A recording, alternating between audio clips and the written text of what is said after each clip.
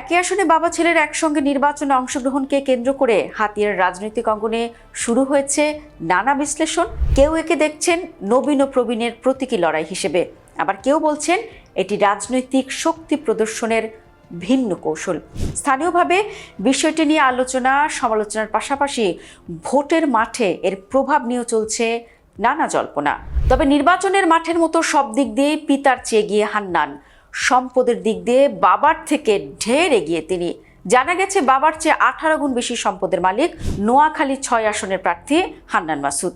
হলফনামা বিশ্লেষণে উঠে এসেছে এমন তথ্য, বর্তমানে তার হাতে রয়েছে 35 লাখ টাকা। অন্যদিকে তার বাবা অবসরপ্রাপ্ত শিক্ষক আমিরুল ইসলাম মোহাম্মদ আব্দুল মালেকের কাছে আছে 1,93,000 টাকা।